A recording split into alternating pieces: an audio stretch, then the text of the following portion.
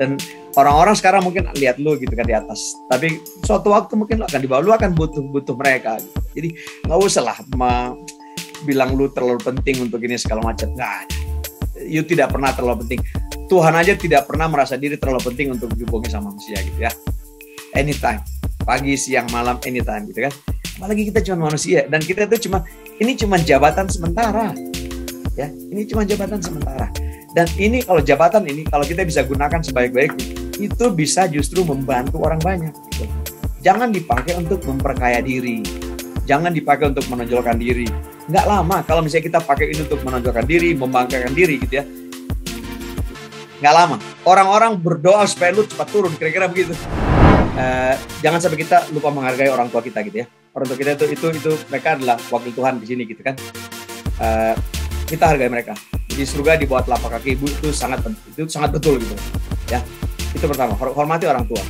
Yang kedua, kita coba hidup untuk menyenangkan mereka ya. Jangan hidup menjadi beban buat orang tua ya. Yang ketiga, kita kerja keras ya. Yang keempat, jujur. Yang kelima, kita harus hargai orang lain ya. Karena sekarang ini kita di atas, besok mungkin kita di bawah. Sekarang ini mungkin orang butuh kita, besok kita akan butuh orang lain.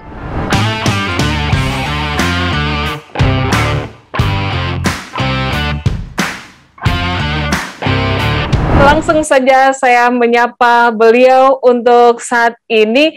Ini sudah tersambung, teman-teman sekalian. Saya mengkonfirmasi beliau via Zoom, karena tidak mungkinlah face to face. Luar biasa. Apa kabar nih Pak Pasang? Terima kasih Mbak. Baik, kabar baik. Iya. Panggil tim aja udah nggak apa-apa. Panggil tim. Iya, Pak Tim Pasang. Ya, sekali lagi Ketua Departemen untuk Teknologi Manufaktur dan Teknik Mesin. Iya, yang ada di Oregon sana. Karena beliau sudah mengizinkan saya lebih akrab, panggil beliau dengan sapaan Tim. Kalau begitu Pak, ini memang nama atau sapaan yang hangat punya nilai filosofi atau sebenarnya Anda punya cerita apa sih Pak? Nggak ada yang itu. Boleh cerita dong? Siap. Di sini kan orang gampang tuh manggil nama kecil gitu ya, nama pendek ya. Iya, Pak. Jadi waktu dulu saya di Biak dipanggilnya Timo kan. Iya. Kan dulu ada pemain bola terkenal namanya Timo Kapisa gitu kira-kira ya. Oh, jadi adopsinya dari situ ya Pak ya? Dari situ. Nah, tapi di bule kan mereka Timothy gitu kan. Ya, bisa dipanggil Tim, ya udah gitu aja lah yang sederhana, yang gampang ya. Ya. Pak Tim, ini dari awal mungkin semua orang sudah tahu Bapak sekarang ada di luar negeri sana. Tapi kita ingin flashback sedikit tentang latar belakang keluarga dari Pak Tim ini gimana sih? Karena orang bilang, kan di luar negeri, kenapa dibilang anak dia gitu? Siapa? Ya, jadi kalau mundur ke belakang, saya lahir tahun 68. Ya. Lahir di Toraja tahun 68. Tapi waktu tahun 72 ini sedikit ada hubungan politik gitu ya. Tahun 72 orang tua itu waktu pemilu tahun 71 mereka nggak milih Golkar. Terus ternyata ketahuan sama pemerintah pusat. Nah, terus mereka dikeluarin dari pegawai negeri. Mereka itu guru dulu pegawai negeri di Toraja. Ya. Terus mereka dikeluarin. Terus mencari, karena waktu itu anak sudah 4 ya, orang tua saya, jadi saya sudah punya 3 saudara lagi gitu kan, saya anak ketiga. Terus karena ya sudah punya sudah keluarga sudah cukup banyak gitu ya, terus orang tua kan berpikir bagaimana menghidupi anak gitu kalau misalnya nggak ada kerjaan gitu ya. Terus mereka dengar ada di Papua itu perlu banyak tenaga guru. Gitu. Nah, itu tahun 70-an tuh ya. Jadi mereka dengar waktu itu kan belum ada email segala macamnya, belum ada telepon kan. Surat menyurat gitu ya, teknologi lama toh. Terus mereka dengar di Papua katanya butuh banyak tenaga guru. Terus mereka pikir ya mendingan kita pindah coba ke Biak gitu ya. Jadi kami naik kapal laut, kapalnya namanya Touti. Terus sekitar 1 minggu lah terkatung-katung di Laut Banda sama di Ambon gitu. Karena kapalnya kan kecil tuh. Saya umur 4 tahun waktu itu, tapi saya ingat persis kami cukup sengsara gitu, satu minggu kira-kira terkatung-katung di kapal, dan akhirnya sampai juga lah ke Biak, ya sampai ke Biak, terus mulai dari nol gitu ya, karena orang tua kan belum punya pekerjaan gitu, terus kami numpang di rumah orang gitu ya berapa lama, terus akhirnya dapat tawaran buka sekolah atau melanjutkan sekolah, jadi di Maneru, di Biak Utara, ya, di Biak Utara. Jadi Maneru, kalau sekarang mungkin kita bilang Maneru mungkin sudah termasuk lumayan maju lah ya. Tapi tahun 70-an itu paling juga satu hari ada satu mobil yang lewat gitu loh, taksi kira-kira kayak gitu. Satu hari ya satu gitu. Beruntung kalau bisa ada dua gitu loh. Nah, jadi itu daerahnya memang waktu itu termasuk sangat terpencil. Ya. Jadi orang tua meneruskan sekolah di situ, sekolahnya sudah ada, gedungnya sudah ada, tapi memang termasuk yang terbelakang gitu kira-kira. Terus Bapak disewa di situ, dikerjakan di situ, dikasih pekerjaan sebagai kepala sekolah gitu kan untuk melanjutkan sekolah itu gitu ya. Terus mereka mulai rekrut lah, jadi ngambil beberapa orang dari kota, terus sekolah jadi maju lah kira-kira begitu. Setelah 3-4 tahun, terus orang-orang lokal di situ dan juga ada beberapa orang yang memang sudah di hutan dari awalnya itu, mereka tidak bisa menerima gitu loh kenyataan gitu bahwa seolah-olah orang pendatang ya itu mengambil pekerjaan mereka kira-kira gitu. Saat itu ya, jadi, Pak ya. Saat itu. Jadi ini berbicara pada saat itu gitu ya. Maksudnya ini bukan mau mengangkat soal OPM dan segala macam, tapi itu memang kasus itu terjadi pada saat itu kira-kira begitu. Terus rupanya kami waktu kecil juga, selama kami di belakang rumah itu ada sungai kecil. Nah kami tuh ya, saya punya teman-teman yang namanya orang Maneru semua gitu kan ya. Kami pulang sekolah ya pergi langsung ke sungai, nyebur ke sungai, cari burung atau cari ikan gitu kan. Itu yang dan rupanya memang sudah diamat-amati, sudah diintip sama orang-orang OPM. Tapi mereka nggak mengapa-ngapain kami karena rupanya mungkin dari beberapa orang-orang OPM itu ada keluarganya memang tinggal di Maneru gitu ya. Jadi dan itu jadi teman kami, jadi mereka nggak ngapa-ngapain gitu loh. Tidak mengganggu. Nah, tapi suatu saat sekitar tahun 77 mereka kepengen kembali ke Maneru gitu, pengen jadi guru lagi kira-kira. Terus mereka bilang kalau mereka datang ke rumah kami itu, jadi rumah kami itu rumah panggung yang lantainya tuh bolong-bolong gitu, gede gitu. Kan papan ya. Lantainya papan, dindingnya juga papan gitu. Nah, itu sekitar jam 6 sore mereka datang, jam 6 jam 7 sore lah malam. Mereka datang pakai golok, pakai tombak segala gitu. Mereka bilang kalau besok kalian nggak turun kembali ke kota, kami bunuh semua gitu loh. Nah jadi malam itu ya kami ngepak barang, ya, ngepak barang terus pindah ke kota. Jadi jam-jam 6 pagi, jam 7 pagi kalau nggak salah ada mobil kebetulan datang, kami naik mobil terus kembali ke kota. Nah jadi memang hidup itu waktu itu memang kami di sana enak. Saya mengalami hidup yang di Maneru itu saya enjoy life, kira-kira begitu ya. Saya punya teman banyak, kemana-mana saya pergi, makan barapen, makan ikan, kejar burung, tangkap burung, tembak burung, apa segala macam tuh. Masuk hutan, keluar hutan itu, saya menikmati hidup lah, kira-kira gitu. Dengan teman-teman dekat saya di sana. Berarti tapi ya, karena memang, bagaimana? Jadi saya SD di Maneru sampai kelas 4 SD. Ya. Sampai kelas 4 SD. Betul. Iya. Terus dan setelah kami pindah ke kota, pindah ke kota Biak. Pindah ke kota Biak karena memang waktu itu pindahnya juga kan terburu-buru gitu ya, mendadak ya, lagi-lagi orang tua nggak punya kerjaan gitu ya, jadi ya kami tinggal di gubuk gitu loh ya, atau numpang di rumah orang tinggal di gubuk gitu kan. Terus ya jadi memang hidup cukup susah waktu itu gitu ya untuk 7 bulan, tapi karena orang-orang baik, banyak tempat kosong, rumah kosong, gudang kosong, kami dikasih untuk tinggal di situ kira-kira begitu. Jadi terakhir itu kami tinggal di gudang di DPU, di belakang gereja Ebenezer. Ya. Itu ada gudang kosong panjang. Dulu itu tempat aspal semua tuh. Terus karena saya sekolah di Ritz 1, depan rumah Panglima itu sekolah saya di situ. Kalau pulang sekolah kami sering jalan potong pele, kira-kira gitu istilahnya ya, potpel, lewat hutan gitu kan. Terus lihat ada gudang kosong. Nah, terus orang tua bilang ini mungkin kita bisa minta jadi itu kita tempat tinggal kira-kira gitu. Terus dikasih lah sama DPU, dikasih itu gudang kosong mereka, dikasih sama mereka tinggal situ.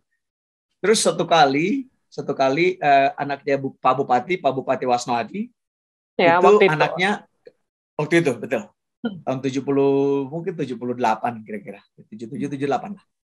Anaknya itu kepengen belajar bahasa gitu kan, jadi pengen les bahasa.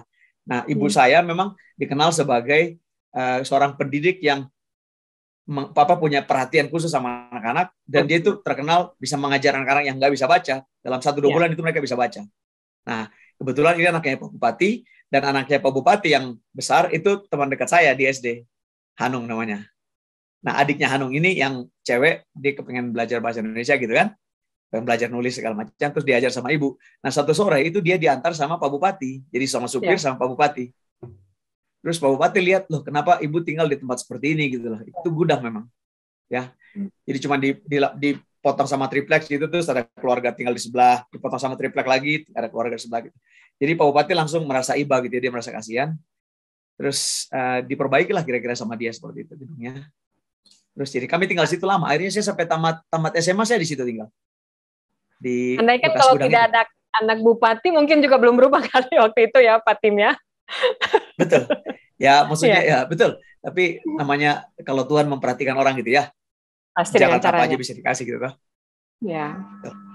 Jadi Pak Tim kelanjutan pendidikan ini masih di Biak juga saat itu? Ya, saya sampai tamat SMA di Biak. Jadi dari SD saya selesai SD di SD Ridge 1, SD Negeri 2 namanya di Ridge 1. Terus kemudian tamat dari situ masuk ke SMP Negeri 1. Ya. Yang dekat Hadi Supermarket itu, sekarang katanya ada Hadi ya. Dulu situ Toko Indah segala macam ya. Itu SMP situ. Kelas 1 sampai kelas 3 tamat. Terus kemudian SMA di SMA Negeri yang di bawah Yafdas itu. Ya, Semansa ya. SMA Negeri 1 betul. Sampai kelas ya tahun 83 sampai 86. Saya tamat tahun 86. Ya. 86. Pak Tim, ini rumah saja numpang ya, katakanlah bahkan ada dari belas kasihan daripada waktu itu anak-anak Pak Bupati. Jadi untuk pendidikan, pembiayaan, bahkan ya ketika untuk kebutuhan sekolah, saat itu apakah cukup pelik juga nih Pak Tim? Boleh cerita dong kisahnya? Boleh. Jadi waktu ya memang hidup susah, tapi ibu sama bapak bekerja gitu ya. Dengan gaji minimal, terus mereka juga bikin usaha tambahan gitu. Mereka bikin apa tuh kayak es krim ya, es mambo itu, jualan itu gitu. Terus bapak juga buka usaha misalnya pelihara ayam gitu ya, ayam potong. Biasanya sebelum lebaran, biasanya kan lebaran Natal tuh orang banyak laris ya. Keperluan ayam gitu kan. Nah, jadi 3-4 bulan sebelumnya mereka datangkan bibit ayam tuh anak-anak ayam dari Jakarta misalnya gitu ya. Terus itu jadi usaha tambahan mereka gitu. Jadi lumayan lah. Maksudnya kami tidak bisa hidup mewah atau bagus gitu ya. Tapi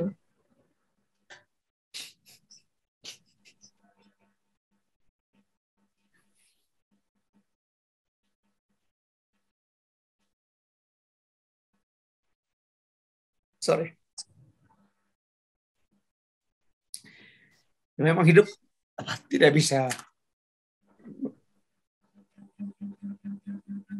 mewah gitu. Tetapi rasanya itu yang apa? Membuat kami bisa jadi orang gitu ya.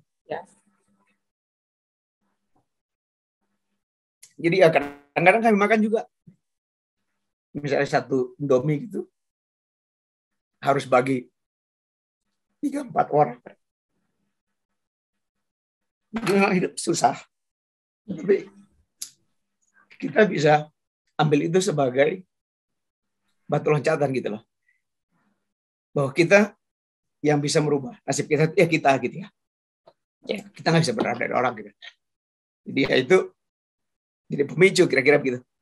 Nah, jadi hidup dengan keadaan yang pas-pasan mungkin malah bisa dibilang sebuah kekurangan juga gitu loh. Tetapi nggak masalah gitu kan.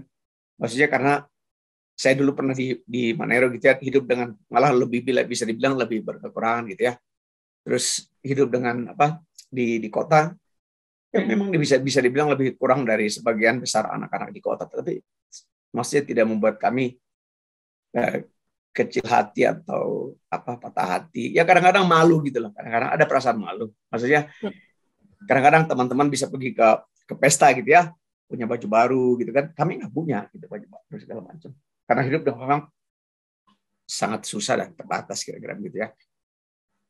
Apalagi waktu saya SMA, kelas 3 SMP, kelas 2 SMP, itu kakak saya kakak yang pertama itu dia ke Jakarta, gitu kan. Jadi kakak saya yang pertama ini Haskar, dia di SMP Negeri 1 juga. Nah dia itu murid teladan di kabupaten, terus begitu dikirim ke Provinsi Papua, dia masih terpilih juga sebagai murid teladan gitu. Nah, mereka melihat dia punya kepintaran seperti itu, terus begitu dia tamat SMP, dia ke Jakarta, karena orang tua kepengen, ya anak ini jangan ditahan gitu loh, dia punya potensi besar gitu kan, dia ke Jakarta. Nah, sementara penghasilan orang tua kan nggak bertambah ya, sementara ada anak satu sekarang di Jakarta gitu kan, harus dikirimin gaji segala macam kan buat biaya hidup dia gitu ya. Jadi ya otomatis hidup juga tetap maksudnya menjadi lebih susah sedikit gitu. Ya. Tapi rasanya kami nggak pernah berpikir bahwa hidup berkekurangan gitu lah ya. Memang serba kurang, tapi tidak pernah itu. Karena ya saya menghabiskan banyak waktu untuk main sama teman-teman gitu kan, jadi nggak pernah kepikir gitu ya. Baik di SMP maupun di SMA gitu. Jadi enak lah, maksudnya hidup tuh enak gitu, dan itu harus dinikmati. Gitu. Pak Tim, kira-kira seperti itu. Jadi iya. Sudah SMA, terus kebutuhan secara finansial, karena yang pertama kakak yang tertua juga harus ke Jakarta. Terus ambisi Pak Tim sendiri untuk profesor itu gimana dong Pak? Oh, nggak ada sih Mbak, betul. Kalau mau dibilang secara jujur ya, secara jujur itu nggak ada. Ya, jadi saya tamat SMP pun saya maksudnya biasa-biasa aja gitu. Saya bukan termasuk yang juara 1, juara. Kalau kakak saya yang pertama itu juara 1 terus-terusan gitu. Seluruh kelas 1, seluruh kelas 2, seluruh kelas 3 gitu. Bahkan di Jakarta pun dia masuk ke sekolah teladan di Bulungan ya. Jadi saya itu termasuk yang biasa-biasa banget gitu, karena memang sibuk main segala macam kan. Ya menghabiskan banyak waktu di situ. Nah, di SMP juga paling juara 8, juara 5, nggak pernah juara 1. Itu mah nggak pernah kepikir. Masuk SMA juga begitu, juga biasa-biasa banget gitu loh. Nah, terus begitu tamat SMA, saya ke Makassar, ikut ujian di sana, si Permaru di sana, terus nggak keterima di kedokteran, terus saya ke Jakarta, ya. Jakarta saya masuk ke berencana waktu itu masuk ke kedokteran di Jakarta, keterima, tapi orang tua nggak punya duit gitu ya. Mereka memang bisa kasih beasiswa dari universitas di Jakarta, tapi tetap masih bayar 28 juta. Wah, 28 juta waktu itu tuh masih mungkin nilai sekarang mungkin 200 juta kira-kira gitu ya. Benar. Nah, orang tua kan nggak punya duit sebanyak itu gitu ya. Jadi akhirnya saya nggak kuliah selama setahun gitu. Itu saya harus mengerti gitu bahwa kemampuan orang tua kan kita nggak bisa paksakan gitu ya. Jangan sampai kita bikin orang tua lebih bersusah gitu. Mereka sudah cukup susah gitu kan. Terus kemudian kita menuntut saya mau masuk sini harus ada uang segala macam gitu, dan itu saya nggak kerjakan gitu loh. Dan ya saya menganggur kira-kira setahun, saya nggak kuliah. Terus kemudian jadi saya nggak kuliah tahun 86, tahun 87 saya mulai kuliah di Bandung. Terus dari situlah kira-kira titik baliknya gitu loh Mbak. Titik baliknya saya pikir kalau dulu saya banyak bermain, sekarang saya harus serius belajar gitu loh. Karena saya kepikirkan orang tua saya setiap bulan kirimin uang gitu ya. Kalau kita di rumah kan kita makan apa yang ada, semua ada gitu kan kira-kira ya. Begitu kita berpisah dari orang tua, merantau, terus kan mulai iya, betul. Harus jadi dewasa atau mau nggak mau toh. Iya benar. Nah, mandiri. Jadi dikirimin uang setiap bulan sekian, itu memang nggak cukup uangnya. Tapi saya memilih waktu itu tinggal di asrama di Bandung. Jadi memang sangat murah kira-kira begitu ya. 1 bulan itu cuma bayar 40.000 kalau nggak salah. Nah, sementara tempat-tempat kos teman-teman saya yang lain ya mungkin bayar kosnya doang sekitar 100-200 ribu gitu kan. Saya punya tempat itu asrama bayar 40.000, itu kos sama makan yang sekalian sudah tercover gitu, tempat tinggal sama makan. Jadi memang cari yang paling murah, karena saya tahu memang kemampuan orang tua susah gitu ya, berat. Belum lagi kakak saya yang kedua, dia kuliah di Ujung Pandang waktu itu. Jadi kami sudah bertiga kuliah kan, satu di Bogor dia masuk ke IPB, satu di Ujung Pandang, saya di Bandung, kan? Itu sementara penghasilan orang tua kan nggak nambah gitu ya, nggak nambah banyak. Jadi tough lah. Tapi saya di situ titik balik, jadi saya terus belajar, sungguh-sungguh belajar, saya belajar serius benar-benar di waktu mulai kuliah. Nilai saya jadi semakin bagus. Tahun pertama kuliah, semester pertama, itu nilai saya paling tinggi, satu kampus. Semua jurusan. Hampir 4 kira-kira IP saya waktu itu. Berarti saya pikir, saya sebenarnya ada otak ini kalau saya belajar gitu ya. Baru sekarang mikirnya, Pak. Aduh, saya pikir ada otak juga nih. Nah, terus saya dikasih beasiswa tuh Mbak dari kampus. Nah, waktu saya kasih tahu orang tua, saya bilang saya dapat beasiswa dari kampus, jadi nggak usah kirimin lagi uang bulanan. Mereka yang menangis gitu loh. Saya pikir ya itu sumbangsi ya. Sumbangsi saya orang tua.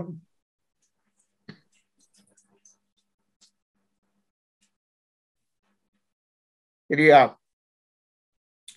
yang serba terbatas, terus bisa dibantu gitu kan dengan pencapaian di sekolah gitu ya. Terus dapat beasiswa, terus mereka jadi bebannya kan jadi berkurang ya. Beban jadi berkurang gitu. Kira-kira seperti itu. Terus jadi selama kuliah di Bandung saya dapat beasiswa. Terus saya juga kepengen sekali selesai cepat-cepat supaya nggak jadi beban terlalu lama. Dan selesai kuliah saya langsung ditawarin sama IPTN waktu itu yang pesawat terbang itu. Langsung ditawarin. Karena kebetulan saya punya tugas akhir waktu itu dapat A+, dan pembimbing saya itu ada salah satu direktur di IPTN. Ya. Nah, terus dia langsung tawarin. Dia bilang, mau nggak ikut saya ke PTN, kerja di PTN? Mau lah gitu. Saya pikir ngapain saya mesti cari-cari kerja lagi kan? Iya. Ya gajinya juga nggak seberapa, tapi paling tidak saya bisa menghidupi diri sendiri, bisa bantu orang tua, kira-kira begitu ya. Terus ya saya kerja di PTN. Terus dari situ saya cari-cari beasiswa karena saya pikir saya ternyata punya otak juga nih kalau saya mau bersaing gitu ya. Ya. Saya cari-cari beasiswa ke Australia. Terus jadi lucunya tuh gini Mbak, di sana tuh waktu itu ya saya nggak tahu sekarang ya. Di sana tuh waktu itu kalau ada beasiswa, kita yang orang-orang di bawah, yang kecil-kecil di bawah ini, itu baru tahu setelah orang-orang pada berangkat gitu loh. Mereka bilang seleksinya sekian, pas kita kirim itu, loh anak-anaknya sudah berangkat, jadi bagaimana tuh? Banyak yang titipan-titipan itu loh Mbak. Mau bicara terus terang ya, kalau bicara terus terang. Itu dulu, nggak tahu sekarang ya. Jadi ya kami yang orang-orang kecil yang nggak punya koneksi kemana-mana gitu, harus berjuang dengan cara lain kira-kira gitu loh. Ya saya hubungin kedutaan Australia, kedutaan Amerika, kira-kira gitu kan. Nah terus Australia dia punya beasiswa, harus tes segala macam, tes bahasa Inggris, tes interview sama profesor Australia. Terus dapat. Ya. Saya pergi ke Australia, dapat awalnya cuma sampai S2 mestinya Mbak. Mestinya sampai S2, tapi setelah 1 tahun di S2 nilai-nilai saya cukup bagus, terus mereka tawarin, kamu mau langsung nggak? Langsung ke S3 gitu, jadi nggak usah selesai S2, buang-buang waktu katanya gitu. Langsung aja masuk ke S3 gitu, setelah 1 tahun. Bilang mau, resikonya apa? Resikonya kalau lu S3 nggak selesai, S2 nggak dapet. Saya bilang, wah resikonya parah banget. Tapi saya pikir, betul, terlalu besar. Tapi saya pikir, kalau saya bisa nilai bagus, pasti bisa lah gitu loh. Saya pikir begitu ya. Maksudnya kita dari Papua dengan hidup yang sudah susah, yang begini-begini sih kalau kita mau, kita bisa hajar lah kira-kira gitu loh. Terus saya ambil resiko itu. Selesai jadi totalnya itu 4 tahun. Itu S2 1 tahun, terus S3 2,5 tahun, selesai. Iya. S3 selesai, terus. Iya. Ya, Pak Tim, ini kalau mau lihat memang gampang, susah, dan ya bisa dibilang berdarah-darah juga kan untuk jadi sukses sampai sekarang. Saya ingin tahu teman-teman di luar sana, karena teman-teman ini Profesor Timotius Pasang atau sapaan yang hangat, yang akrab adalah Pak Tim. Sekarang beliau di Oregon. Kita ingin tahu fondasi yang kuat dari orang tua atau didikan apa yang sangat kuat yang diajarkan dan sampai sekarang Pak Tim pegang itu, bahkan bisa saja ini yang diterapkan oleh Pak Tim ke keluarga. Seperti apa Pak? Boleh diceritakan? Yang pertama tuh mungkin ini tidak diajarkan secara verbal ya, orang tua nggak bilang, tapi kerja keras. Itu saya lihat betul dari ibu dan bapak saya gitu ya. Mereka itu pekerja keras. Ya. Itu satu. Yang kedua, kejujuran. Itu orang tua saya itu termasuk orang yang sangat jujur. Gitu ya. Mereka juga orang yang sangat menghargai orang lain dan sangat empati pada orang lain. Membantu orang itu mereka punya prioritas sangat tinggi. Ya. Jadi kalau saya ulangi, kerja keras itu nomor 1. Ya. Kita meskipun misalnya orang bilang, saya nggak bisa sukses karena saya nggak pinter-pinter amat gitu. Sebenarnya jarang orang yang pinter-pinter banget itu jadi orang yang sukses. Justru kebanyakan itu orang yang bekerja keras. Meskipun otaknya ya datar-datar aja gitu. Tapi karena dia bekerja keras, dia punya kemampuan, dia punya kemauan gitu kan, itu dinilai orang. Ya, jadi kerja keras itu nomor 1. Yang kedua jujur. Kita harus jujur. Ya, yang ketiga itu kita harus menghargai orang tua. Ya, jangan pernah kita sampai kemudian menganggap remeh orang tua gitu ya. Dengar-dengaran sama mereka. Itu saya ingat betul juga ibu saya setiap malam tuh berdoa gitu buat anak-anak mereka. ya. Jadi doa dari orang tua itu khasiatnya luar biasa. Betul yang Mbak bilang, ciri saya dari SD SMP saya bukan orang yang pintar banget gitu loh, enggak ya. Tapi karena orang tua mendoakan, orang tua memberikan pikiran pengaruh positif gitu kan, terus akhirnya bisa jadi berubah kira-kira seperti itu. Jadi kita harus hargai orang tua kita. Itu paling penting itu. Paling penting. Ya. Itu ditanamkan dari orang tua. Dan itu saya cuman bukan diajarin, tapi mereka mengerjakan, mereka melakukan. Ya, membantu orang lain, menghargai orang lain, itu mereka kerjakan. Dan itu saya lihat sendiri, dan sampai sekarang saya masih ingat mereka punya niat mereka atau keinginan mereka untuk membantu orang itu, sampai sekarang saya masih ingat terus. Meskipun saya masih kecil waktu itu. Ya. Contoh nyatanya banyak. Ya. Ini juga yang Pak Tim terapkan ke keluarga, ke anak-anak? Betul. Ya. Jadi anak-anak juga, ya kami maksudnya IQ-nya itu bukan 200-an lebih gitu lah ya. Tapi karena di rumah mereka lihat saya pulang dari kerja, makan sama-sama misalnya gitu kan, terus habis itu saya kerja lagi, saya belajar, saya nulis gitu ya, nulis artikel gitu segala macam. Dan itu kita nggak perlu kasih tahu, kita nggak perlu suruh mereka dengan sendirinya akan kerjakan gitu.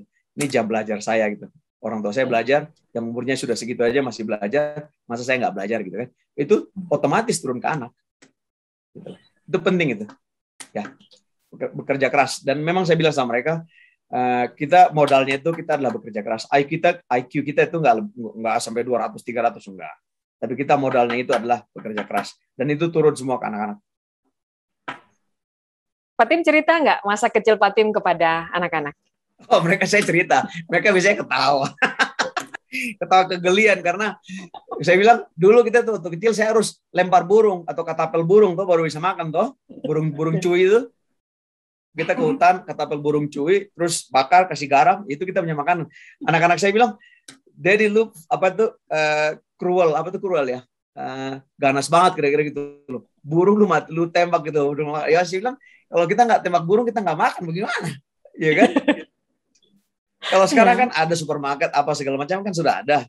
Kalau dulu itu kan kita harus tough buat cari makan karena orang tua dua-duanya kerja, pulang ke rumah belum tentu ada makanan. Iya. Ya kita harus gitulah. Mereka suka ketawain tapi nggak apa-apa itu. Maksudnya pasti dalam hati mereka akan menghargai bahwa orang tua saya itu bekerja keras. Ya. Kita menuju kembali ke pendidikan Anda, Pak Tim. Iya, ya. Ini sampai ke USA ini bongkar dong gimana ini? Ya. Iya, jadi saya kan dulu kerja di IPTN ya. Ya. Saya kembali ke belakang sedikit. Terus jadi setelah saya S3 pun selesai, saya waktu itu ditawarin kerja di Australia. Tapi saya bilang enggak, saya pulang. Karena saya harus bangun negara saya, kira-kira begitu. Jadi saya masih cukup nasionalis lah waktu itu ya. Malamnya saya masukin tesis saya, besoknya kami terbang. Pulang, itu hari Jumat. Sabtu kami kira-kira sampai di sana. Hari Senin saya lapor ke IPTN. Hari Senin. Saya sudah selesai, saya sudah siap kerja, saya mau ditaruh di mana, siap. Kira-kira begitu ya. Terus, ternyata saya baru sadar, itu kan kita sudah kena Krismon tahun 98 ya. Saya kembali itu tahun 2000, Juni tahun 2000. Gitu. Kita sudah kena Krismon. Jadi IPTN itu sudah dibilang hampir bangkrut lah kira-kira begitu kalau bahasa jujur ya. Jadi produksi pesawat itu sudah nggak ada, atau mungkin sudah kecil sekali lah skalanya. Jadi ternyata yang dokter itu waktu saya kembali itu paling tinggal 2 atau 3 orang. Sudah nggak banyak. Nah, terus kemudian saya pikir, wah gaji saya dikasih 1 juta loh Mbak. Saya dikasih gaji 1.100.000 tahun 2000 tuh. Jadi saya karena saya nggak bisa kontrakin rumah di Bandung buat anak-anak dan istri, gitu kan. Mereka tinggal di Bogor sama mertua. Anak-anak tinggal di Bogor sama istri. Saya di Bandung ngekos. Nah, biaya hidup sebulan habis 700.000. Tinggal 400 buat anak dan istri. Saya pikir ini nggak benar gitu loh. Terus saya bilang sama Pak Ilham waktu itu. Dia waktu itu direktur, saya bilang, Pak ini mohon gaji saya tolong disesuaikan Pak. Saya kan sudah selesai S3 segala macam gitu kan. Karena teman-teman bareng waktu itu masuk ke PTN, itu gajinya sudah sekitar antara 3 sampai 5 juta. Itu teman bareng masuk ya. Dan S1 gitu. Dia bilang ya, minta dikasih waktu 4 bulan gitu. Saya kasih waktu, nggak berubah juga gitu kan. Gaji saya nggak berubah. Saya bilang, Pak, tolong ini Pak, karena saya nggak bisa hidup seperti ini gitu. Saya harus travel pulang pergi Bandung, Bogor gitu kan. Anak tinggal di sana, bagaimana saya konsentrasi kerja kan. Terus dia bilang kasih 2 bulan. Saya kasih 2 bulan juga nggak berubah-ubah. Kan? Terus saya malah waktu itu mau menghadap, saya malah dimarahin sama sekretarisnya Pak Ilham waktu itu. Dimarahin saya, dibilang, Pak Timotius tahu nggak? Pak Ilham itu mau ngurusi 10.000 karyawan. Saya bilang, saya tahu. Gitu. Tapi kan saya juga punya anak istri yang saya harus kasih makan gitu kan dengan layak gitu ya. Nah, jadi saya sudah karena memang Pak Ilham nggak bisa kerjakan, nggak bisa sesuaikan, ya saya mengundurkan diri gitu. Jadi saya dengan semangat pulang ke Indonesia ternyata kurang dihargai gitu ya. Terus ya saya pensiun Mbak dari PTN. Saya pensiun dari PTN tahun 2001. Terus kemudian kami ke Singapura. Jadi dapat pekerjaan di Singapura seperti apa tuh BPPT-nya Singapura. Ya. Saya kerja di situ 3 tahun. Dari situ pindah ke Selandia Baru karena Singapura ternyata cukup tough buat pendidikan anak-anak ya. Agak apa maksudnya? Anak-anak saya karena lahir di Australia, mereka tuh kepengen seperti yang Western gitu. Jadi masa kecilnya itu main gitu ya. Bukan harus mengerjakan matematika 2-3 jam pekerjaan rumah gitu. Nah, terus pindahlah kami ke Selandia Baru, mereka bisa menikmati hidup lagi. Jadi di Selandia Baru 16 tahun kami. Saya dapat profesor pertama di sana tahun berapa? 2013 sebagai associate professor, juga sebagai ketua jurusan teknik mesin. Nah, dari situ terus kemudian tahun 2020 tahun kemarin 2019 orang di Oregon sini dia email ke saya, dia bilang kami ada butuh ketua jurusan. Kebetulan dia bekas teman saya di Selandia Baru. Dia bilang kalau misalnya lu sudah selesai dari ketua jurusan di situ, mau nggak kesini gitu. Terus saya lamar pekerjaan itu kan, di wawancara, di interview sama dekannya, sama jurusannya, sama presidennya universitas segala macam. Terus ditawarin. Jadi saya ditawarin mestinya September tahun kemarin, tapi karena COVID waktu itu masih tinggi dan saya masih mengerjakan pekerjaan saya di Selandia Baru gitu, saya bilang tolong sampai saya selesai dulu lah. Terus saya tugas di Selandia Baru, baru saya datang. Jadi Januari kemarin saya datang ke Oregon sini sebagai ketua jurusan di sini. Terus 2 bulan kemarin saya ditawarin jadi wakil dekan, tapi belum lah. Saya kerjakan dulu satu-satu pelan-pelan gitu ya. Luar biasa, anak Maneru dari Biak ini sudah menuju ke Amerika di Oregon sana. Teman-teman muda di luar sana, tidak ada yang tidak bisa. Saya underline tadi apa yang dikatakan oleh Pak Tim, kerja keras, iya kan? Orang nggak sukses juga dari yang mungkin masa sekolahnya pintar sekali atau masuk dalam peringkat pertama dan sebagainya. Buktinya Pak Tim? Nah, lewat kesempatan ini Pak Tim, boleh juga bagi jurus jitu ke teman-teman, terutama anak-anak muda Papua ini. Bisa sukses ambil hal yang baik terutama, dan ini dimiliki oleh Pak Tim. Boleh dong bagi ke mereka.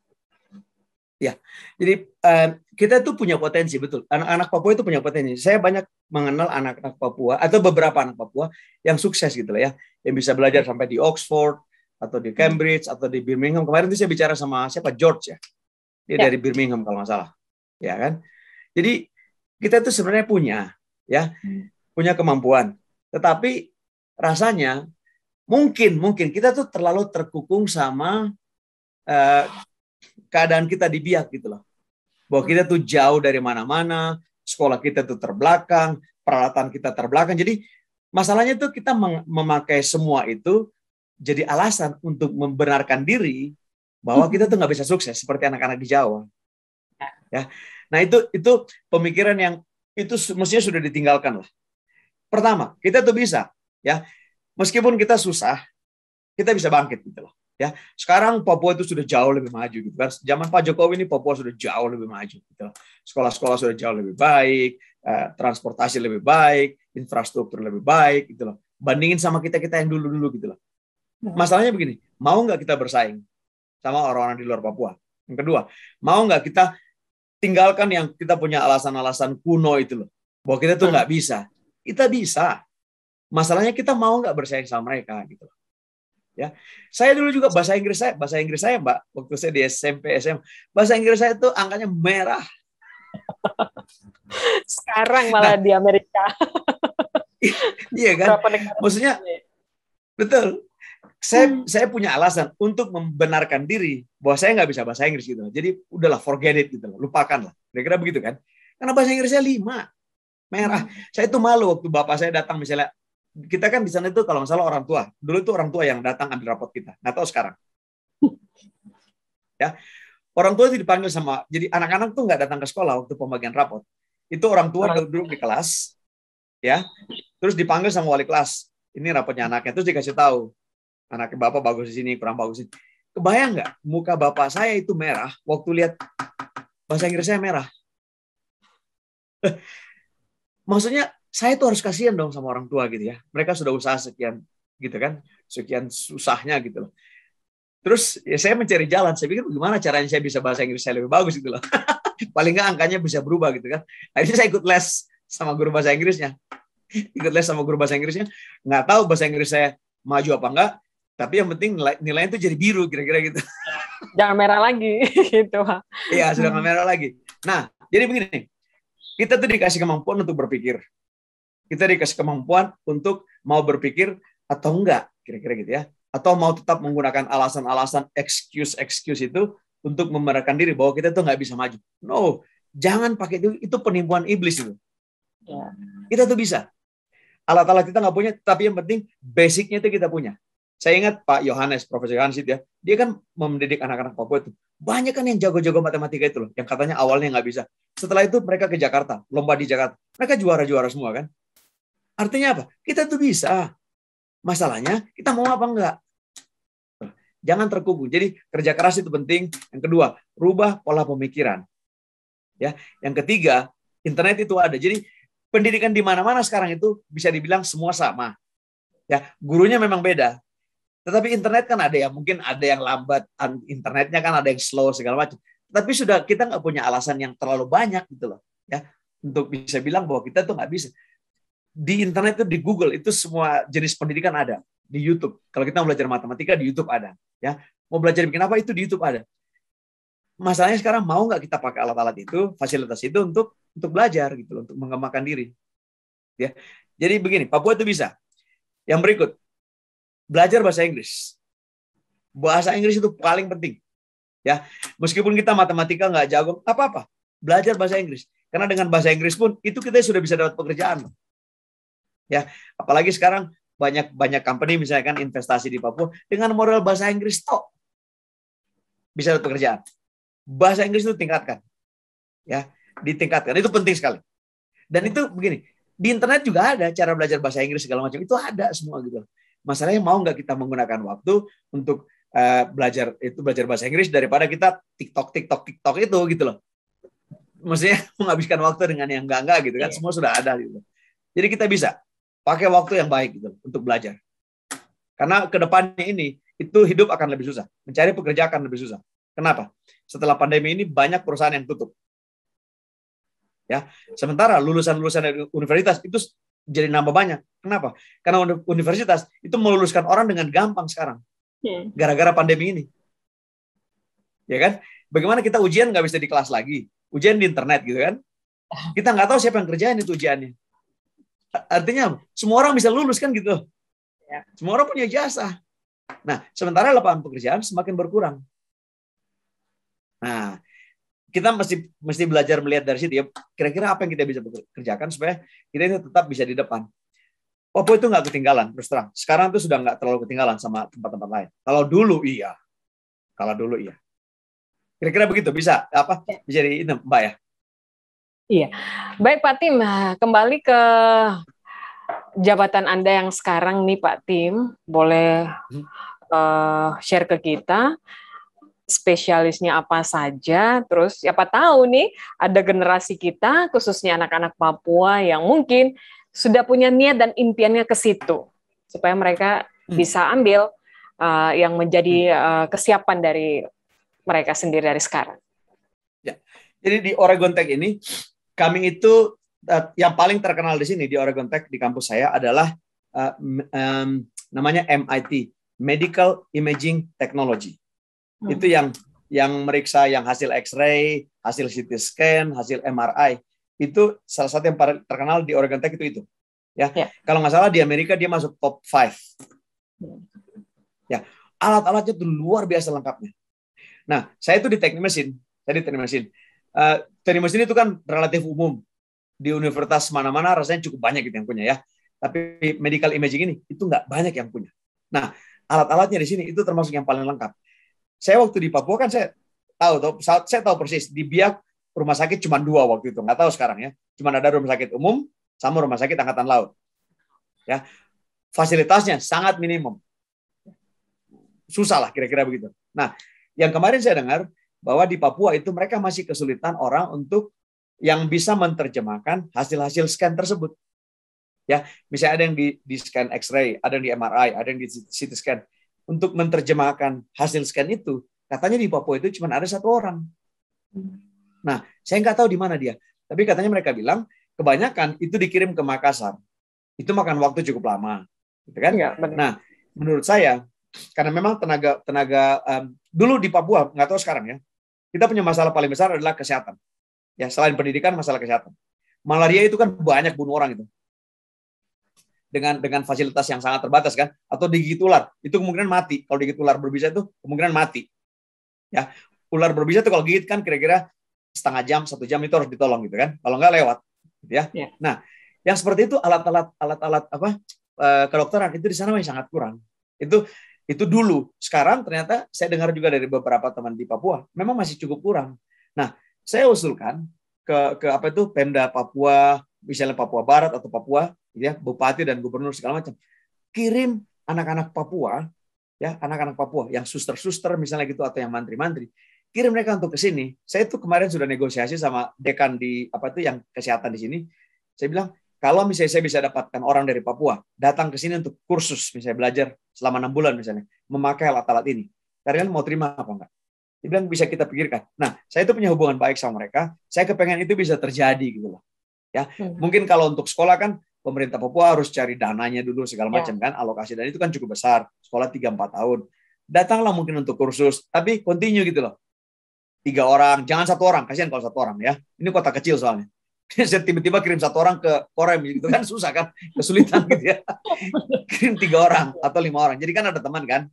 Terus belajar alat-alat itu selama 6 bulan. Terus setelah mereka kembali 6 bulan berikut kirim lagi. Ya, nanti kita bisa hubungan baik sama perusahaan-perusahaan yang bikin alat-alat tersebut. Jadi menurut saya prioritas paling tinggi adalah itu kesehatan. Ya, kalau teknik mereka mau belajar teknik mesin, teknik apa segala macam, itu di mana-mana banyak. Tapi buat bidang saya, Mbak, yang khusus itu 3D printing. Ya. Namanya 3D printing. Itu kita bisa ngeprint apa aja, ya, bentuk apa aja sesusah apapun itu bisa kita print. Saya punya mesinnya banyak di kampus. Nah, kebetulan saya juga jadi ketua lab-nya di situ. Jadi selain ketua jurusan saya juga jadi itu di bawah saya. Kalau teman-teman dari Papua ada yang mau belajar itu juga nggak apa-apa, silakan. Tapi menurut saya paling penting prioritas adalah itu, medical imaging itu. Itu menurut saya sangat banyak gunanya untuk Papua. Sangat banyak. Jadi Pak Tim biar dan dananya pun bisa jelas. Ya. Gimana? Jadi memang ini ada jalannya ya. Iya, ada jalannya memang untuk anak-anak Papua. Semoga lewat bincang kita kali ini juga menjadi perhatian ya, begitu ya Pak Tim ya. Iya. Pak Tim, ada kerinduan ke Indonesia tidak? Ada. Banget. Saya tuh sejak keluar Mbak dari Biak tahun 86, belum pernah kembali ke Biak. Belum pernah. Biak, jadi kemarin waktu habis bagaimana? Biak bila ingat akan kembali Pak Tim. Betul. Saya tuh kepengen kembali ke Biak. Saya kepengen lihat semua masa lalu saya gitu kan. Ini masa-masa sulit saya di sini. Saya kepengen bikin memorinya gitu loh. Ya, masa-masa sulit di sini. Kita pernah tinggal di sini, numpang di gubuk ini segala macam. Saya tuh kepengen sekali gitu. Jadi kebetulan ada beberapa teman yang di sana masih ada di sana. Saya bilang, lu tolong foto dong rumah saya yang lama waktu saya masih tinggal di sana. Dia fotoin, dia kirim gitu ya. Nah, kemarin setelah waktu antariksa itu Mbak, setelah 8 itu, Pak Bupati, Pak Heri, ya, dia nawarin, dia bilang nanti bulan Juli, nanti kita akan undang Bapak ke sini buat sekalian meramaikan ulang tahun Biak. Ya. Gitu. Dan saya sudah senang sekali, saya melonjak gitu, saya senang sekali, saya kembali ke Biak gitu. Beneran, karena saya kepengen kembali ke Biak, saya kepengen memotivasi adik-adik di sana gitu ya. Jadi saya kepengen bicara di mana-mana gitu loh. Bukan untuk pamer, bukan untuk menjual diri, bukan untuk bangga-banggaan, enggak punya tujuan itu. Saya kepengen bicara di SMP, di SMA, di SD, di mana-mana gitu kan, bahwa kalian tuh bisa gitu. Jangan minder, jangan rendah diri. Ya, bisa. Nah, saya itu kepengen jadi kasih motivational speech gitu loh ke mereka. Nah, jadi menurut saya kalau misalnya nanti Pak Heri undang saya ke sana, menurut saya itu investasi itu tidak sia-sia gitu. Karena saya kepengen bicara di mana, nggak usah dibayar lah, yang penting Pak Heri bayar saya punya tiket. Siap. Ya. Nggak masalah, saya datang sana dan saya ngobrol di mana-mana, terserah. Pak Heri suruh saya bicara di Bosnik, di Wardo, di Supiori, segala macam, mau saya. Tapi karena kita terbentur dengan kondisi yang ada. Betul. Ya Pak Tim ya, iya. Ya, teman-teman di luar sana, terutama generasi muda, seorang Profesor Timotius Pasang ini rindu juga ingin ke Indonesia, khususnya di kampung halamannya juga, yaitu di Biak sini.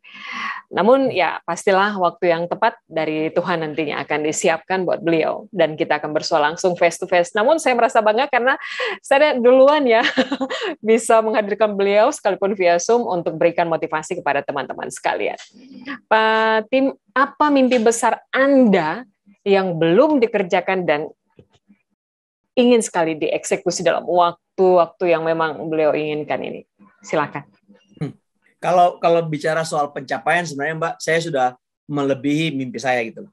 Ya, apa yang saya capai itu sudah, saya tidak pernah kebayang untuk ke luar negeri, kira-kira begitu ya. Saya juga nggak pernah kebayang untuk menjadi seorang profesor, apalagi di Amerika gitu ya. Lihat dari prestasi di SD, SMP segala macam kan ya, sangat biasa-biasa banget ya. Nah, jadi saya tidak pernah punya keinginan untuk bisa jadi besar begini gitu loh. Enggak. Nah, tapi satu kerinduan saya itu kepengen memajukan Biak, Papua dan Biak terutama.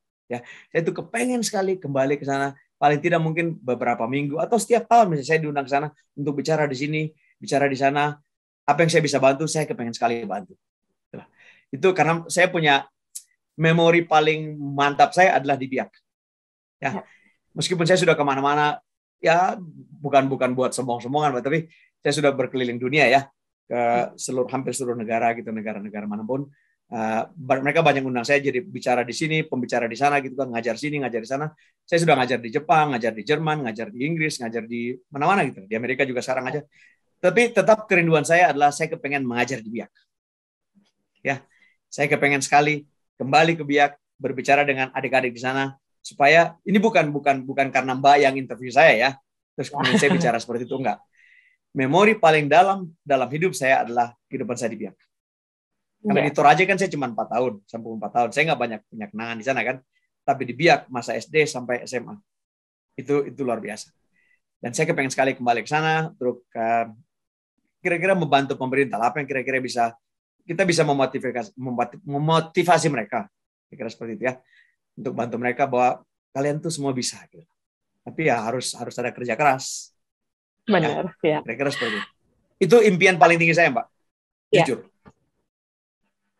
Kita doakan ya Pak ya. Pasti kita akan ketemu nih Pak.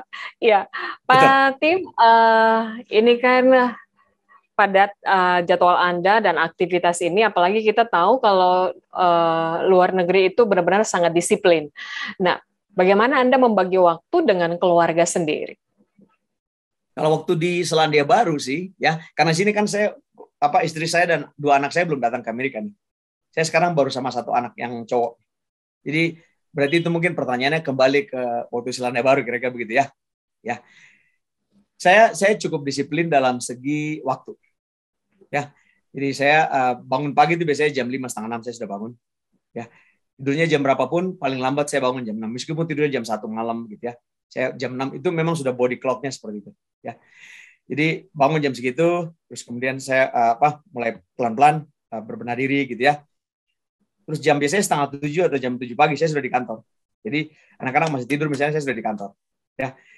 Nah, terus kemudian saya pulang dari kantor jam 5, jam 6 sore saya pergi main sama anak-anak saya. Terus saya main bola sama mereka atau jalan sama mereka gitu kan.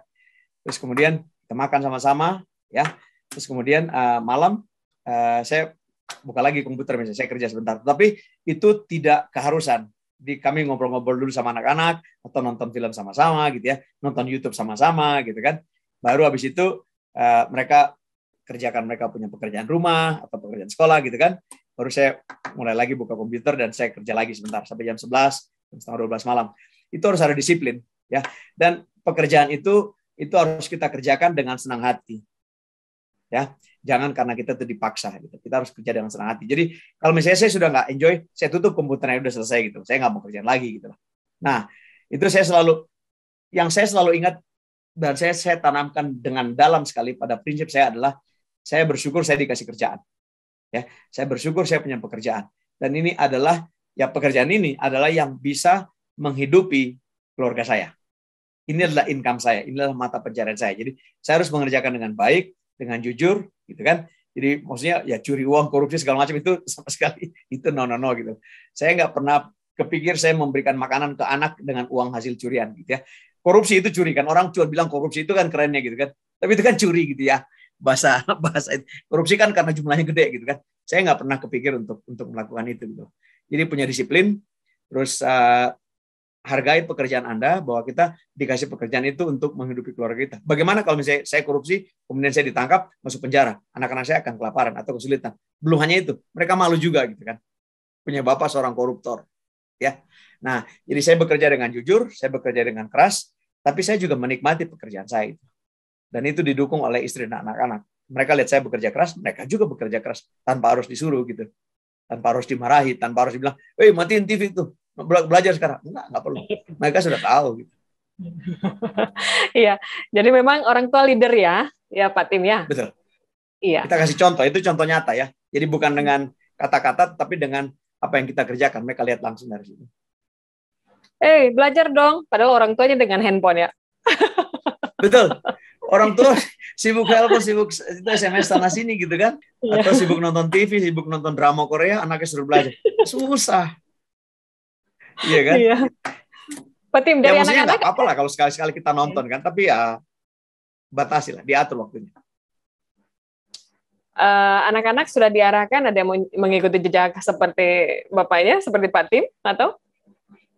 Ada. Jadi itu juga bukan karena paksaan saya, bukan karena suruhan saya. Anak saya yang kedua, itu dia kepengen ambil S2 sama S3. Dan puji Tuhan, dia sudah dapat beasiswa untuk ke Jepang. Ke Tokyo Institute of Technology. Jadi itu salah satu universitas yang bagus lah ya di Jepang. Dia dapat beasiswa dari pemerintah Jepang untuk ambil S2 dan S3. Dia bilang, saya mau ikut. I want to follow you, gitu. Kira-kira begitu. Lucunya begini, Mbak. Lucunya begini. Waktu masa pandemi itu, waktu lockdown di New Zealand, kan kelasnya semua online kan. Artinya saya kan nggak ke kantor. Saya mengajar dari rumah kan. Dengan Zoom. Seperti itu ya. Terus setelah saya mengajar, habis itu saya ongkang kaki gitu. Saya bikin pisang goreng, saya masak nasi, saya masak Indomie gitu kan. Jadi saya enjoy life gitu. Paling ngajar juga 2-3 jam. Saya bicara jujur loh ya. Saya bicara jujur. Jadi kalau jam ke kantor waktu itu ya memang di kantor gitu loh. Ya, meskipun nggak 8 jam kerja, paling juga ngobrol sama teman lain, segala macam kan setelah ngajar. Tapi waktu di rumah, anak saya tuh lihat gitu loh. Daddy ini enjoy life nih, ongkang kaki gitu loh. Dapat gaji full tetap gitu loh. Ngajar 2-3 jam sehari, habis itu enjoy life kan. Terus dapat gaji tetap full. Dia bilang I want to be like that gitu kan. Ya itu kan, maksudnya saya nggak perlu bilang, dia lihat sendiri kan. Dan itu dijadikan contoh. Tapi memang dia pengen jadi dosen juga. Pengen jadi dosen. Dan memang saya bilang sama dia, pekerjaan sebagai dosen itu kita nggak bisa kaya. Tapi kita punya network itu bagus. Kita bisa diundang kemana-mana, bisa traveling kemana-mana, tanpa kita harus bayar. Itu yang undang yang bayar, segala macam. Ya. Jadi mereka, anak-anak saya, mereka termasuk cukup beruntung. Setiap saya diundang misalnya ke Amerika, ke Jerman, ke Inggris, ke Jepang, saya bawa satu-satu anak-anak itu. Jadi mereka sudah, masih kecil pun mereka sudah keliling ya. Saya cuma bayarin tiket mereka, kalau tiket saya kan dibayarin orang. Ya.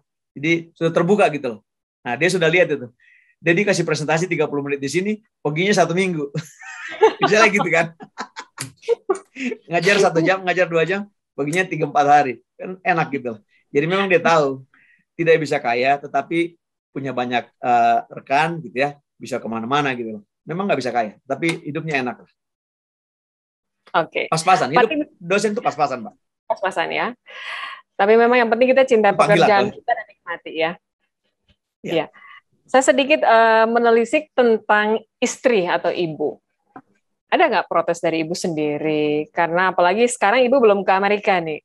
Tapi mungkin karena waktu belum COVID kan kita benar-benar full nih di kantor dan lain sebagainya. Nah, ada sisi waktu yang sebenarnya Bapak tidak punya waktu banyak seperti yang sebelumnya diprotes ibu dan lain sebagainya. Atau Bapak terapkan kalau urusan kantor, urusan kerjaan ya memang Bapak atau Mam sabar dulu dan sebagainya. Mungkin ada seperti itu, Pak. Dia sih ngerti, dia mengerti. Karena anak-anak pun tahu gitu ya, bapaknya ini sebagai profesor gitu kan ya. Terus kemudian nggak lama kemudian bapaknya diangkat jadi ketua jurusan gitu ya. Mereka ngerti, mereka tahu. Dan mereka tidak terlalu banyak menuntut. Tetapi kalau hari weekend gitu ya, Sabtu Minggu, itu saya jalan-jalan sama mereka. Kami nyetir keliling keluar kota misalnya gitu. Ya, 1 hari atau nginap misalnya 1 malam. Nggak sering-sering banget sih nginap-nginap. Karena gaji dosen juga pas-pasan ya. Tapi ya nyetir keliling kota, main di pantai, pergi makan es krim sama-sama. Sebanyak mungkin saya usahakan untuk spend waktu sama mereka hari Sabtu Minggu kira-kira begitu ya. Mungkin istri kalau kecewa atau tapi dia nggak pernah bilang, dan rasanya dia mengerti bahwa tuntutannya itu banyak sebagai ketua jurusan ya, apalagi di luar negeri. Kita dari orang Asia sebagai kaum minoritas kan ya, terus bekerja di tempat bule gitu loh. Nah, kita orang Asia memimpin orang bule itu kan tekanan sendiri juga ada ya. Karena sendiri juga ada, apalagi itu kan bukan budaya kita sendiri harus menyesuaikan diri gitu kan. Jadi dia rasanya cukup mengerti. Tapi kalau ada misalnya kami bisa pergi keluar makan bareng-bareng ya kami pergi makan ya. Tapi setelah anak-anak gede pun mereka juga nggak mau ikut-ikut orang tua gitu loh. Mereka punya teman sendiri. Dunia mereka kan? Sendiri.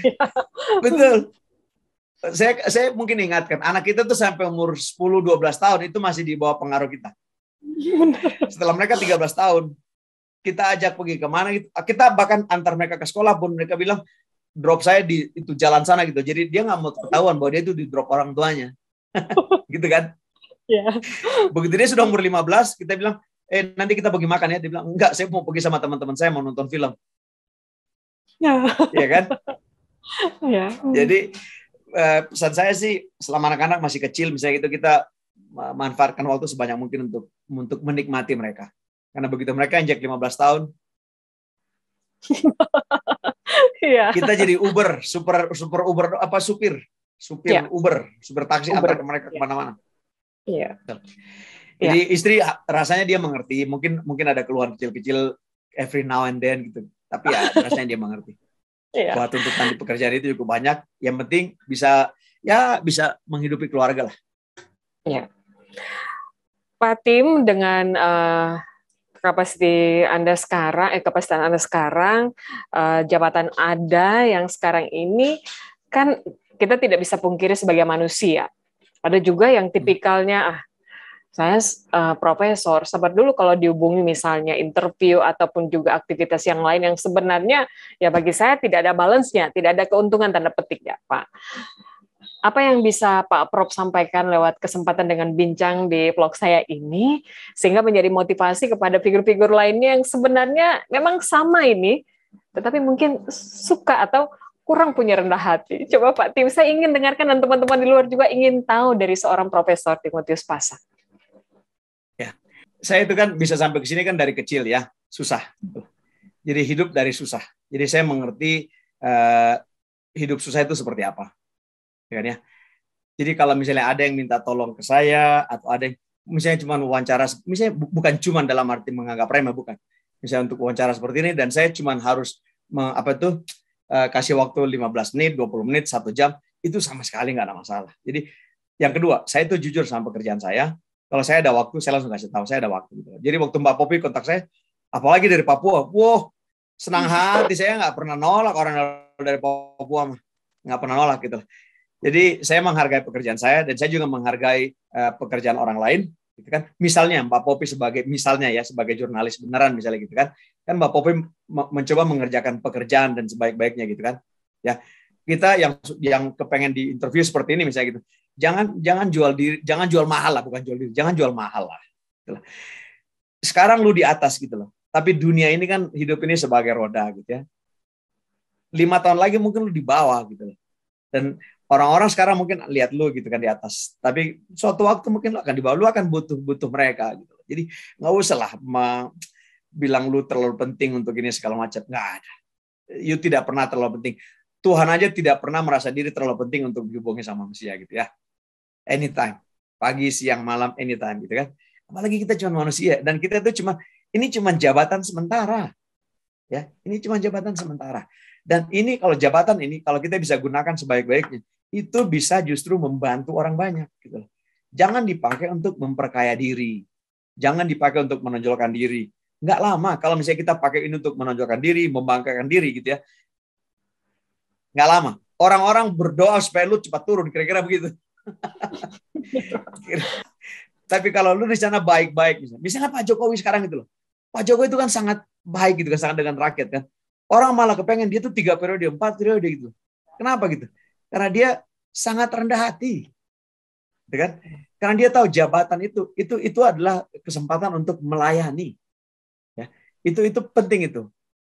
Doktrin itu penting. Jabatan itu kesempatan kita untuk melayani.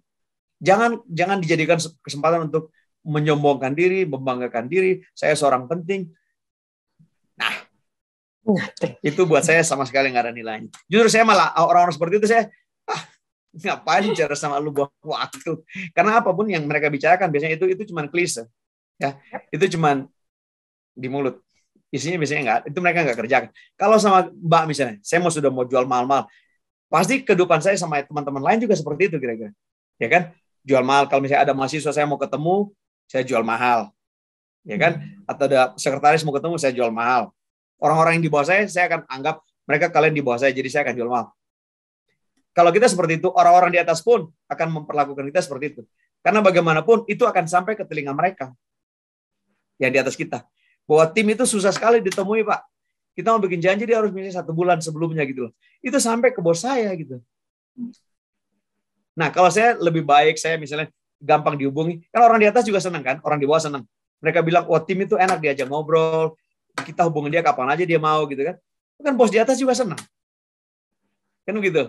Itu berlaku seperti itu loh, seperti roda gitu loh. Jadi kadang kita di atas, kadang kita di samping, kadang kita di bawah. Jangan sombong-sombong. Ini cuma jabatan titipan Tuhan. Luar biasa. Dan ini menjadi wejangan yang sangat-sangat inspirasi. Jadi teman-teman di luar sana, apa yang disampaikan oleh seorang Profesor Timotius Pasang, ya ini ya tergantung Anda mau menerjemahkannya seperti apa, tetapi yang beliau sampaikan ini sangat luar biasa. Pak Mungkas, dari sebagai penutup perjumpaan bincang kita kali ini, Pak Prof Tim, ya, ada hal lainnya yang bisa disampaikan untuk membangkitkan teman-teman muda kita yang masih ngoyo, mungkin yang baru ya mencoba untuk ke dunia yang lebih tinggi, dalam hal ini pekerjaan, T1 kali sudah ngoyo, putus asa, mempersalahkan pemerintah, ataupun juga ya ini kita tidak mampu dan lain, atau mungkin ya Tuhan mungkin membuat kita seperti ini saja, Pak. Bisa dikasih kiat-kiatnya, Pak. Rasanya sudah banyak sih saya kasih tadi ya. Tapi kalau saya boleh kasih kesimpulan sedikit, yang pertama kita jangan sampai kita lupa menghargai orang tua kita gitu ya. Orang tua kita itu mereka adalah wakil Tuhan di sini gitu kan. Kita hargai mereka. Jadi surga di bawah telapak kaki ibu itu sangat betul gitu loh. Ya. Itu pertama, hormati orang tua. Yang kedua, kita coba hidup untuk menyenangkan mereka. Ya, jangan hidup menjadi beban buat orang tua.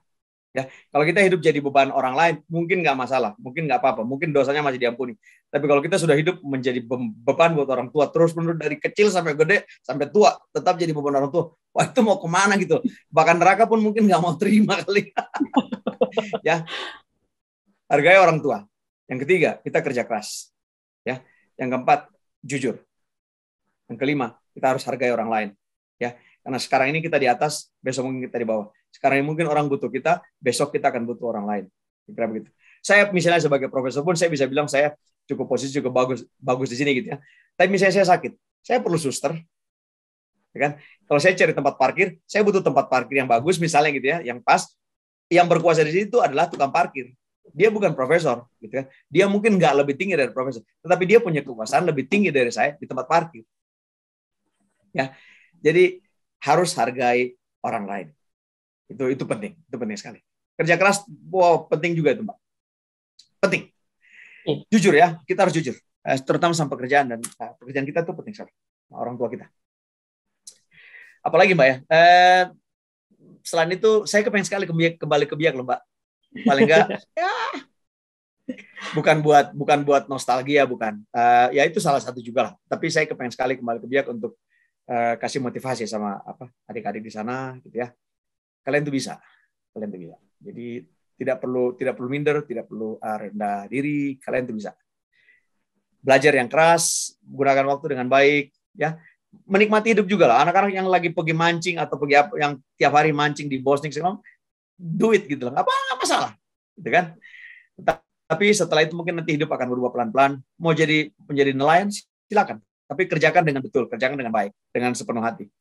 Kemarin saya dengar Mbak ya, di Biak katanya pertama kali ekspor apa? Ekspor ikan apa? Ya, ikan. Ikan ya? Ya benar. Iya, betul. Itu kan berarti sekarang sudah jadi mata pencarian juga tuh ya, besar kan? Jadi bukan hanya untuk jualan di pasar Bosnik gitu loh. Terus kemudian saya di sini juga Mbak lihat ada ini produk-produk kelapa, daging kelapa itu, isi kelapa itu dijual-jual dalam bentuk-bentuk apa itu kecil-kecil begini, kubik-kubik kecil begini gitu kira-kira Mbak. Ya. Yang dikeringkan terus mereka jual. Itu jadi ekspor loh. Nah, kita di Biak kan punya tuh yang kelapa banyak, buah matoa banyak, nggak tahu sekarang masih banyak apa enggak, tapi itu kalau kita kerjakan dengan serius gitu ya, nggak harus besar-besaran. Ada kita punya resources gitu loh. Iya. Nah, itu mudah-mudahan bisa membuka wawasan orang-orang di Biak bahwa kita tuh punya sumber daya alam, ya, kita punya otak segala macam, itu kita gunakan. Mari kita gunakan. Dan teman-teman, demikian perbincangan saya dengan Profesor Timotius Pasang dari Amerika. Luar biasa. Terima kasih banyak Pak Prof waktunya dan banyak nilai-nilai motivasi yang telah ditransfer. Semoga ini bermanfaat bagi semua kita yang mendengarkan saat ini. Ya, doa kami pastinya Pak Prof sukses, Kasumasa, pastinya Biak bila ingat akan kembali. Ini adalah doa dan harapan mimpi beliau juga, bukan segera bernostalgia teman-teman, tetapi ada kerinduan. Bagaimana ketemu langsung anak-anak ataupun juga masyarakat Biak untuk apa yang ada di isi kepala beliau, isi hati beliau juga, ini dapat di-share bersama dengan seluruh kita yang ada di Biak. Iya, banyak waktu yang dihabiskan dan memang anak Biak. Salam hormat Pak. Saya terima kasih loh Mbak. Ya. Saya tuh berterima kasih sama Mbak Popi sudah hubungin saya, terus saya bisa berbagi sedikit sama Mbak Popi, sama mudah-mudahan berguna lah, mudah-mudahan ada manfaatnya. Siapa? Kalau misalnya lain kali, misalnya Mbak Popi kepengen bikin wawancara, terus ada beberapa yang mau kasih kirim pertanyaan, silakan juga Mbak. Saya dengan senang hati. Kalau malam seperti ini, saya waktu lumayan banyak. Ini sekarang baru jam 10 malam kurang, gitu, nggak masalah. Ya. Baik. Jadi saya yang berterima kasih sudah diundang, diminta untuk berbagi. Terima kasih banyak Mbak. Kita nanti part kedua ya Pak ya. Nanti kita hadirkan beberapa yang ingin menanyakan langsung ke Pak Profesor ya. Siap ya. Silakan. Itu dengan senang hati.